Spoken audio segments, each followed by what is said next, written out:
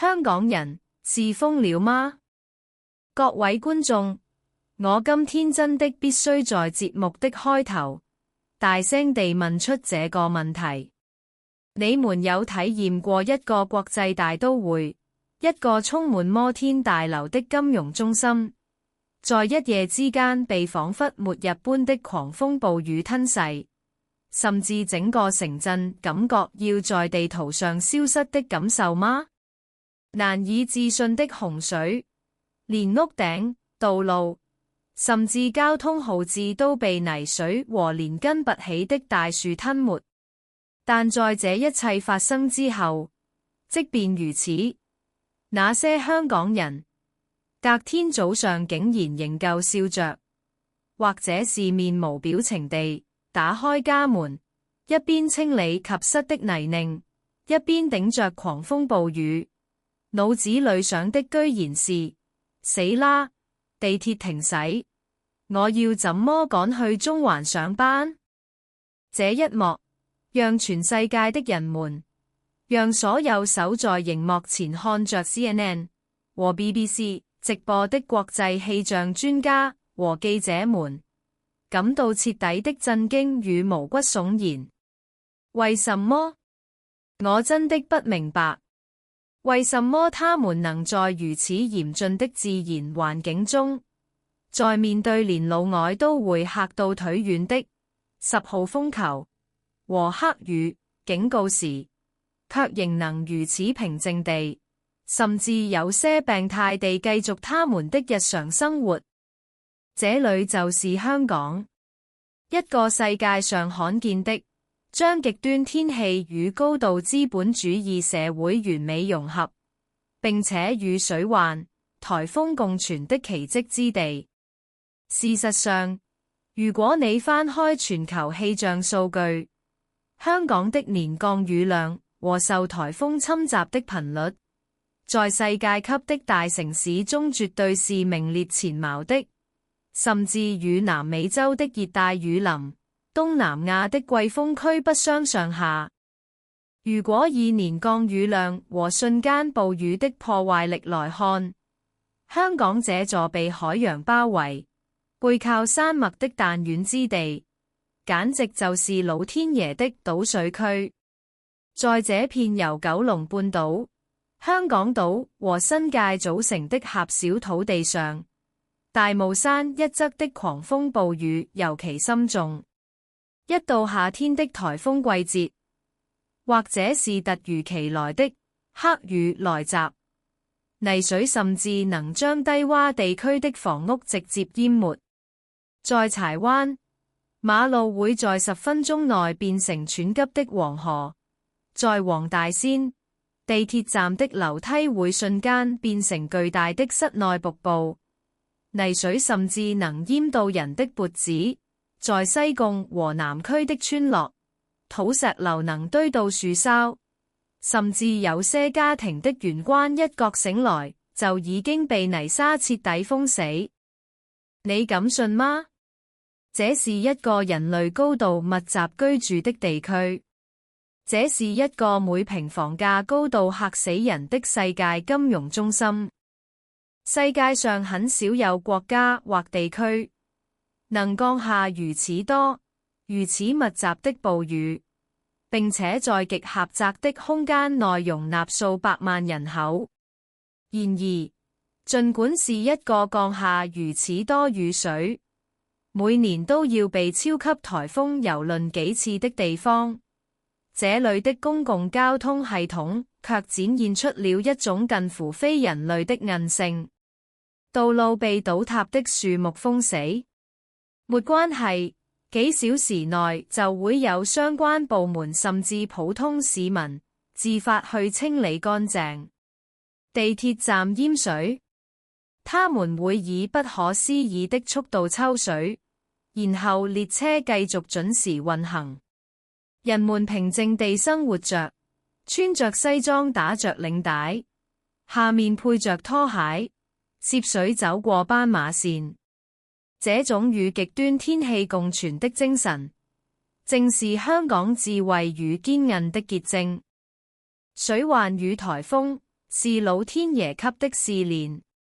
它有時會壓垮屋頂，封閉道路，終止一切正常的商業活動。但香港人並沒有將洪水與狂風單純地視為敵人，而是花費了漫長的歲月，發展出了一套與之共處的哲學。他們改良了建築的抗風角度，鄰里之間在停水停電時互相合作，分擔清理積水的工作，甚至冒着生命危險在狂風中互相救援。他們在暴風雨中的姿態，蘊含着對自然的敬畏，以及一種咬緊牙關，絕不認輸的覺悟。這就是聞名世界的獅子山精神。各位，我看到這裏的時候，我真的覺得我們這些生活在溫帶平原的人太脆弱了。當乾旱來臨時，那些曾經帶來災難的雨水，會化為豐沛的水源，填滿船灣、淡水湖和萬宜水庫，滋潤着這片土地。這些水孕育了香港獨特的飲食文化。你以為你喝到的那杯香滑濃郁的港式奶茶，那碗熱氣騰騰的清湯牛腩，都只是廚師的功勞嗎？不，那是大自然在狂暴之後留下的溫柔，在潮濕中孕育出溫暖。這就是香港雨季的另一種美。不逃避水患，與洪水共存的智慧與堅強，徹底塑造了這座城市的文化底蘊。在泥濘與混亂的死寂中，香港人那種平時被冷漠外表掩蓋的人情味，卻顯得格外耀眼。這就是香港所編織的與風雨共存的故事。香港的颱風與黑雨，其嚴峻程度絕對遠超世界的想象。它的象徵就是那聳立於新界的大霧山，以及那些在維多利亞港邊迎風挺立的玻璃帷幕大樓。當太平洋吹來的潮濕季風和超級颱風跨越海洋，帶着吸收了大量水蒸氣的狂暴能量，狠狠撞擊香港的山脈時，就會產生極度恐怖的雨雲和雨勢。這些雨雲在九龍半島和新界降下暴雨，有時甚至在一夜之間將整個市鎮完全覆蓋在水下。這種現象在其他國際大都市幾乎看不到。這是因為像香港這樣，海洋與高山距離如此之近，地勢落差如此劇烈，人口又如此密集的城市，在地球上非常罕見。自然的地形本身就成了孕育暴雨的完美舞台。外國氣象學者史密斯博士在他的著作中曾經驚嘆地寫道：香港是人類對抗氣候的奇蹟，沒有任何一個城市能在如此深厚的積水與狂風泥濘中，仍然讓城市基礎設施保持運作，讓人們仍能平靜地，甚至是焦慮於遲到地生活。事實上，即使在多雨的地區，港鐵列車幾乎都能維持驚人的準點率。夜晚時，街邊的霓虹燈照亮了被積水覆蓋的柏油路面，營造出一種宛如銀翼殺手般賽博朋克 （cyberpunk） 的夢幻景色。外國遊客看到這一景象，常常會驚嘆失語。這就是生活在如此嚴峻氣候中的香港人的世界嗎？近年來，享受雨水帶來恩惠的文化也逐漸被外國人所理解。水與霧雕刻出的維港夜景，美麗地點綴着東野的天空。太平山頂的雲海，也作為人類與自然共存的象徵，屢屢被海外媒體大肆報道。雨水是試煉，是恩惠，也是他們的驕傲。人們不畏懼黑雨，不畏懼10號風球，與之共存，有時甚至將它變為生活的一部分。德國影像作家漢斯·施瓦茨在採訪香港時留下了這樣一句話：在這個城市，暴雨訴說着自然的狂暴，而風雨過後的寧靜與秩序，則訴說着香港人骨子裡的堅韌與溫情。的確如此，世界上不乏多雨的城市，但在狂風暴雨中淬煉出如此高效，甚至帶點黑色幽默生活態度的城市，除了香港以外，並不存在。渡過嚴酷雨季的雨水，終將在旱季帶來確切的恩惠。山脈上堆積的雨水緩緩流下，化為清澈的水源。正是這些水，支撐着香港豐富的飲食與保存文化。你以為香港只有金融嗎？不，這裡的茶餐廳文化、大排檔的煙火氣，無一不深深受惠於這片土地的水土。雨水還帶來了保存食物的智慧。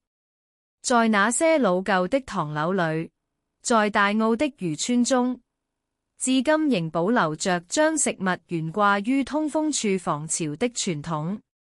那些被風乾的臘肉、鹹魚，那些經過歲月洗禮的陳皮，不僅能保持風味，還會在潮濕的氣候中發酵出獨特的甜味與香氣。最近，利用這種天然防潮智慧的新產品也應運而生。這座城市特有的智慧也在餐桌上延續着。你吃到的每一口臘味煲仔飯，都是從雨季保存食物的歷史中發展而來的。然而，這些抵抗天災、適應環境的工作，從來都不是一個人能完成的。於是，在香港這片看似冷漠、人人步履匆匆的土地上，誕生了被稱為獅子山精神、被稱為守望相助的互助機制。這是我最想跟各位分享的部分，這也是讓無數外國人熱淚盈眶的真相。如果有人遇到困難，人們會自然而然地伸出援手，不求回報，只為了幫助下一個可能遇到困難的人。這種相互扶持的精神，正是香港面對天災文化的根基。狂風與洪水，不是將人孤立的存在，而是將人連結在一起的紐帶。在暴雨淹水、全城停電的夜晚，看到鄰居家遞過來的一根蠟燭，聽到一句簡單的問候，心就會感到無比溫暖。通過這樣的經驗，人們明白了共同生活的珍貴。對於真正的香港人來說，天災絕非純粹的敵人，接受它的嚴峻，並從中尋找到人性的光輝，這是他們的生活哲學。雨水靜靜地降下，考驗着人類，也培育着人類，而在其中培養出的智慧與溫柔，至今仍支撐着這個國際大都會的靈魂。儘管香港的獅子山精神如此傳頌，但是真正的煉獄之夜也曾降臨。各位，請回想一下2018年9月，那個震驚世界的名字——超級颱風山竹，創紀錄的狂風暴雨襲擊了香港，整個城市仿佛在經歷一場戰爭。吐露港公路、大欖隧道周邊被大量倒塌的樹木和積水覆蓋，造成了災難性的、史無前例的交通大癱瘓。就在那一夜，發生了一件讓所有親歷者，包括外國媒體都難以忘懷的事件。夜裏的吐露港公路，比平時任何時候都令人恐懼。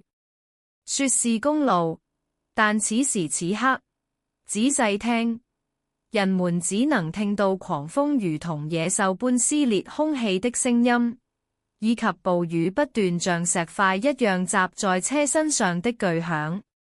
雨刷瘋狂地擦着已經模糊不清的玻璃，車內的冷氣發出低沉的聲音。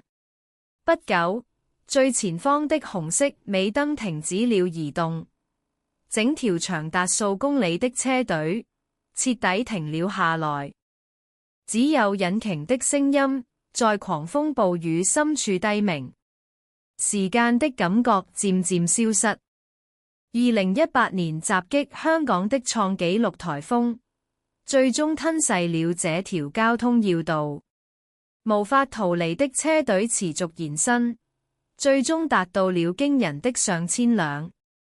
危險警示燈在黑暗中閃爍着，水與光仿佛互相吸引般在絕望中搖曳。在駕駛座上，人們焦慮地看着手機迅速流失的電量。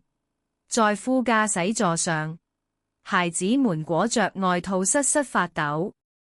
車外是無情、狂暴的10號風球與黑雨，車內是逐漸鼓噪、壓抑的空氣。焦慮沒有變成尖叫，只有車窗外不斷積聚的積水在磨損着人們的神經。黎明時分，風變得更加猛烈。雨水從水滴變成了水牆，徹底遮蔽了視線。泥濘的氣味、橡膠燒焦的氣味，以及微弱的汽油味混合在一起，封閉世界的壓迫感越來越強。就在這時，一陣溫暖的蒸汽，竟然從狂風暴雨的前方飄了過來。有人頂着足以把人吹飛的狂風，艱難地靠近，傳來敲擊車窗的聲音，扣扣扣，車窗降下一條縫隙。如果不嫌棄，請用這個。從被雨水打濕的塑膠袋中冒出的熱氣，是散發着濃郁香氣的餐肉煎蛋麵，以及用經典厚紙杯裝着的還燙手的港式熱奶茶。各位觀眾，你敢相信嗎？在10號風球的封路現場，竟然有人在發送茶餐廳的熱食。送出食物的是在公路附近經營傳統茶餐廳的輝哥，他的店鋪因為颱風引發的停水停電而臨時休業，但他仍然留在廚房裏。在狂風呼嘯的廚房中，他看着瓦斯爐，看着冰箱裏的食材，再看着遠處公路上那一片無望的車燈。他不斷思考着，冰箱裏有食材，眼前有遇到困難的人，那麼答案只有一個：看到了就不能不行動。既然眼前有人遇到困難，那就只能做下去。輝哥立刻點火開爐，鍋邊發出滋滋的聲響，午餐肉在平底鍋中翻騰，散發出油脂的焦香。出前一丁的麵條在滾水中跳動，濃郁的紅茶與淡奶在杯中碰撞。店裏的燈光在風暴中只是一個微弱的光點，但在那個夜晚，那口鍋中卻誕生了足以照亮人心的巨大光芒。餐肉煎蛋麵、熱奶茶，甚至是一些剛出爐的菠蘿包，被裝進保溫箱。輝哥和幾個年輕的夥計用繩子綁着彼此，頂着狂風送了出去。猛烈的風扯散了熱氣，被扯散的熱氣在車隊上方飄蕩。當他們分發完食物回到店裏時，指尖的感覺已經凍得麻木，白色的蝦氣重疊在一起，模糊了視線。然而，這份熱騰騰的港式食物，確實溫暖了被困者的身體和心靈。而另一股溫暖，不知從何處開始擴散開來。在危險警示燈的海洋中，幾輛大型卡車的側門相繼打開，那是加頓 Garden 麵包的運輸卡車。10幾位司機通過無線電聯繫，確認完貨物後，一條條標誌性的紅白藍包裝的生命麵包從箱子裏拿出來。這可以嗎？這是商品吧？我來付錢。被困的司機搖下車窗大喊：不用錢，沒關係。守望相助是理所當然的。我認為現在是大家互相幫助的時候。卡車司機抹了一把臉上的雨水，大聲回應。就在旁邊，一位年輕的修車工小伙子，不顧及膝的泥水，拿着鏟子向卡車司機打了聲招呼。排氣管周圍積泥了，這樣下去會被埋住，廢氣逆流很危險，我們一起挖吧。啊，幫大忙了，多謝兄弟。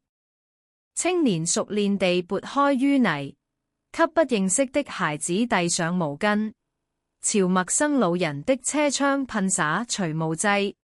沒有人詢問姓名，也沒有人自報家門。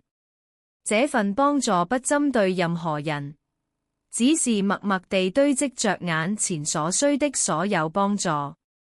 在茶餐廳的後廚，輝哥再次點燃了爐火。麵不夠了，那就多加點湯，把午餐肉切得更細分給大家，少放點鹽，對身體更溫和。風雨夜裏味覺會變得遲鈍，奶茶的茶底要泡得更濃一點。廚房裏小小的判斷，變成了車內巨大的安心。在道路的各處，誕生了同樣的善意之圈。附近的社區中心將儲備的物資送往避難所。路邊的便利店老闆將整箱的瓶裝水放在門口，貼着有需要請自取的告示。沒有一個眼神是為了尋求回報，只有互相哈着白氣時簡短的話語。你還好嗎？飲啖熱茶先啦，先喝口熱茶吧。還要等很久的，大家慢慢來。這種時候不要着急。傍晚時分，風在一瞬間稍微減弱了，雨仍在下，但聽起來聲音卻柔和了些。車裏的孩子吃飽了生命麵包，沉沉地睡着了。駕駛座上的大人將身體靠在椅背上，閉上了眼睛。遠處傳來微小的金屬聲，那是清理道路的電鋸和吊車啟動的信號。在曾經是一片樹海和泥牆的道路邊緣，出現了一條細細的痕跡，痕跡漸漸變成線，線變成了道路。停滯的車隊終於緩緩地向前移動了一小段。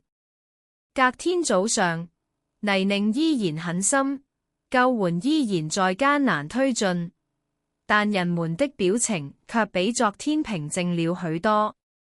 有人珍惜地將茶餐廳的紙杯擦乾淨放進儀表板，有人用加頓麵包的袋子做成小垃圾袋，有人向夜裏認識的輪車家庭揮手。彼此記住的不是名字，而是手的溫度和熱氣的氣味。各位，這件事不久也傳到了海外。這就是我今天為什麼要說這個故事的原因。通過衛星線路傳送的影像上 ，BBC 和 CNN 加上了醒目的英文字幕 The Lion Rock Spirit, A City's Miracle of Mutual Support 獅子山精神，一座城市的互助奇蹟。這是香港人花費漫長時光所培育出的互助約定。學者或許會在論文中稱之為相互輔助的社會資本。然而，身處車隊中的人們知道，事情比這更簡單。能熬過那個恐怖的颱風夜，是因為有陌生人的一句"請用"和"你還好嗎"。當交通堵塞解除，車輛陸續駛離時，輝哥茶餐廳的廚房裏又恢復了安靜的清理聲。輝哥關掉爐火開關，擦拭着最後一個鐵鍋，店外依然是一片狼藉。他吐了一口氣，簡短地對記者說：下次再發生同樣的事情，我們還是會這樣做。香港人嘛，頂硬上啦，硬着頭皮也要撐過去。狂風暴雨依然嚴酷，大自然沒有改變任何東西。改變的只是人們所選擇的行為，不是單純地抵抗天災，而是在天災中為某人分擔一點寒冷。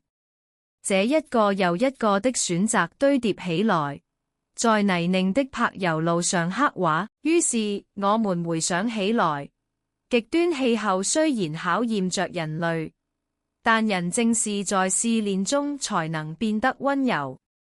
在那一夜吐露港公路的風雨中，守望相助的精神只要存在，無論香港的颱風季多麼嚴酷，都不會讓人感到孤獨。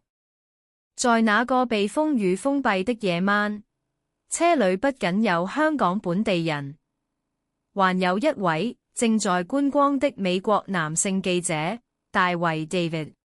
各位，大衛的視覺完美詮釋了外國人對香港這座城市的不可思議。這是他第一次來香港旅行，他期待的是塞博朋克的霓虹燈、維多利亞港的璀璨夜景、中環的繁華，以及白天看到的那些仿佛電影畫面般的茶餐廳風情。他曾向朋友炫耀香港的節奏快得讓人興奮。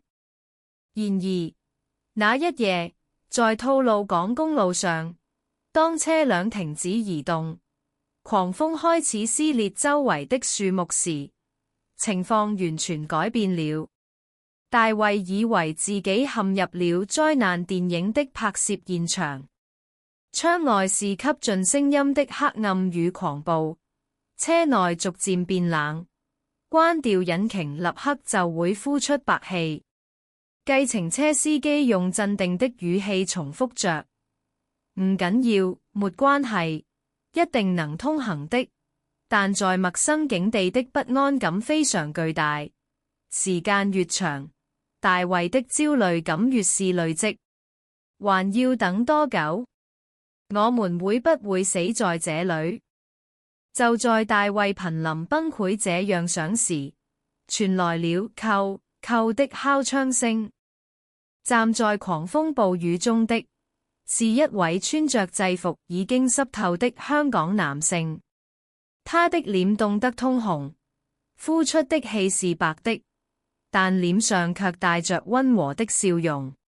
雖然不是熱的，但請收下這個。男性手中是幾個裝在塑膠袋裏的加頓生命麵包。他就是那位自己也被困在同樣堵塞中。大衛慌忙拿出錢包，用英文焦急地問 How much？ 多少錢？我買下來。男性擰了一下，隨即搖了搖頭。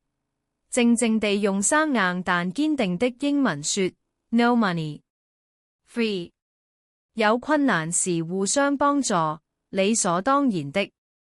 有困難時互相幫助，是理所當然的。大衛在心中默念這句話。為什麼？難道在這座被認為是全世界最功利、最講求金錢效率的資本主義城市裏，真的有不求回報的善意嗎？那一瞬間，大衛感到內心深處一陣溫暖。在這個極寒、極度恐懼的颱風夜，一個陌生人的善意為他伸出了援手。那是一種用港幣、美金都買不到的，超越語言的溫暖。他接過麵包，確認着手中留下的餘溫。後來他在報道中寫道，在香港，人的溫暖比颱風的寒冷更強大。不久，車隊中產生了連鎖反應。附近的私家車司機分享了毛巾，另一輛車裏的人遞出了熱水瓶。社交媒體上傳播着吐露港有人在派物資，請保持冷靜的消息。周圍的人們各自開始做自己能做的事，微小的善意在暴雨中接連綻放。天空中透出一絲微光，泥濘的大地被清晨的微光照亮。大衛望着車窗外，對着自己的攝影機鏡頭激動地說，在這個城市，人們自然而然地互相幫助。這已經成為了一種刻在骨子裏的文化。這不是政府的命令，這是香港人的本能。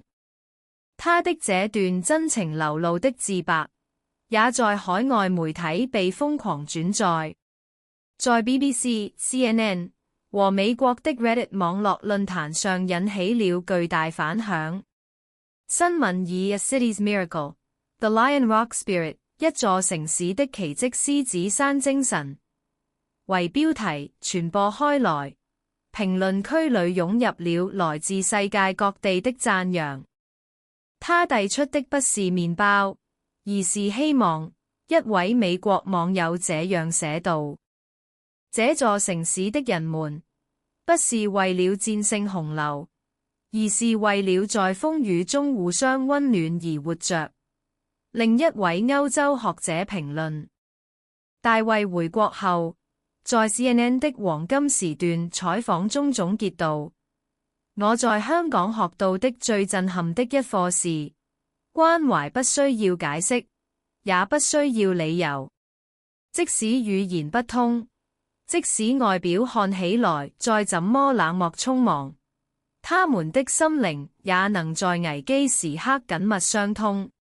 那個颱風肆虐的夜晚，而這道光芒，正是在極端氣候中才更加強烈地閃耀。在狂風暴雨的夜晚分享麵包，向陌生人遞上熱奶茶的景象背後，有着絕非偶然的香港人的生活方式。自古以來，生活在這片彈丸之地的人們，就是在風雨中互相扶持着走過來的。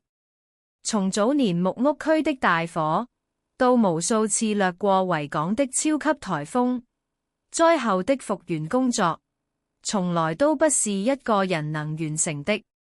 正因為如此，人們理所當然地依賴着彼此的力量，並在這種信任中生活。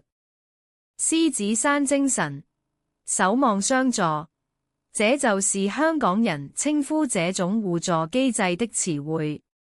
它原本是早期移民在艱苦歲月裏，大家一起搭木屋，一起在工廠流水線打拼的習俗。即使沒有豐厚的報酬，但下次輪到我需要幫忙的念頭，將整個社區緊密地聯繫在一起。守望相助不只是單純的口號，它是為了在這座高壓城市中生存的智慧，也是維繫人與人之間信任的無形契約。在持續掛起風球的季節裏，社區的義工會優先為獨居老人家裏做好防風措施，囤積乾糧。這些行為的累積，最終化為有困難時互相幫助是理所當然的這句話。它不是一種高高在上的道德理念，而是在香港人日常生活中，在茶餐廳的喧鬧中培養出來的生活禮儀。在現代高度發展的都市，互不相識的鄰居增加了，人與人之間的防備心也重了，但守望相助的精神依然隱蔽地延續着。大雨停電時，鄰居會互相照顧對方的孩子，只要知道有人遇到生死攸關的困難，身體就會自然而然地行動。這就是這座城市沉靜而龐大的力量。這種精神現在也傳承到了香港的防災和社區營造的領域。消防處的英勇救援，民間救援組織的誕生，背後也活躍着互助的文化。近年來，海外專家高度評價香港的防災文化。加州大學的災害社會學者馬克林登先生在研究報告中指出，在香港，災害發生時幫助別人，不是一種被強迫的義務，而是根深蒂固的習慣。在其他國家，災難往往伴隨着搶劫與恐慌，但在香港，災難不會使人孤立。這種評價不僅是因為他們擁有世界頂級的排水科技，更是因為人與人之間的信任，站在了防災的第一線。人只有在別人的支持下才能生存。這座城市的人們深知這個簡單的信念。正因為如此，即使在10號風球、黑雨警告的日子裏，即使隔天還要面對地鐵停駛的通勤地獄，他們依然會笑着，互相體貼，互相幫助，渡過難關。生活在香港的力量，不是單純耐寒、耐風的生理堅強，它是不讓關懷他人的心熄滅，這種最有人性的堅強。在2018年那場暴雨狂風中所見的互助景象，最終跨越了國界。海外媒體報道了這奇蹟般的互助，將獅子山精神介紹為這座鋼筋水泥叢林中最柔軟的象徵。美國新聞網站的評論區裏，排列着許多驚訝與反思的聲音。這座城市的人們將在危機中互相保護視為理所當然，這正是我們這些所謂先進國家幾乎遺忘的價值。歐洲的報紙也報道了香港人分享茶餐廳食物給陌生人的情景，稱其向世界展現了人性的希望。當然，同時也有着現實的視覺。許多建設性的外國評論指出，極端天氣下交通調度的遲緩、低洼地區排水設施的老化，是行政方面的課題，應該投入更多資源進行對策。但這反而更表明了，香港市民在體制可能出現短暫癱瘓時，他們在心靈上是一個極度互相扶持的群體。此外，澳洲的災害心理學家莎拉·麥肯齊博士分析道，香港社會將互助作為一種文化，而不是一種突發的情感來繼承。災害發生時，沒有發生大規模恐慌，而是迅速出現合作。是因為人與人之間的隱性信任根植於日常生活。他們平時或許冷漠，但在危機時刻，他們是世界上最團結的群體。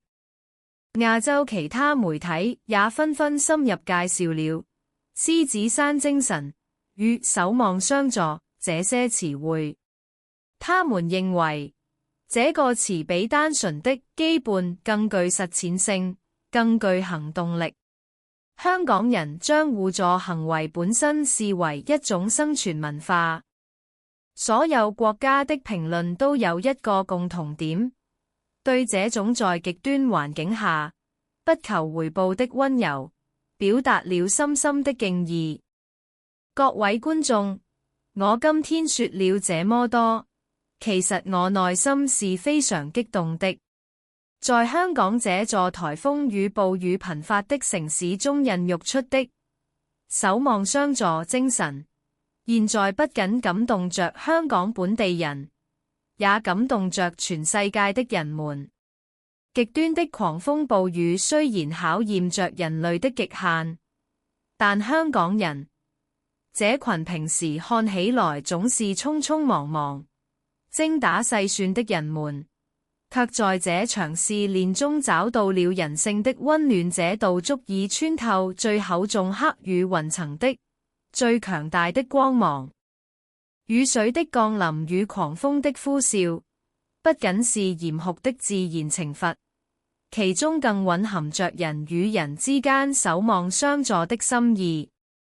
我相信，香港的風雨不只是單純的自然現象，更是連結這座城市數百萬顆心靈的力量本身。我真的希望大家能重新認識這座城市。如果你今天看了我的影片，聽了這個關於熱奶茶、生命麵包與10號風球的故事，有任何一個瞬間讓你感到心頭一暖，請你務必點讚、訂閱，並將這份心意，這份屬於香港的奇蹟，也分享給你身邊的某個人。我們下次見。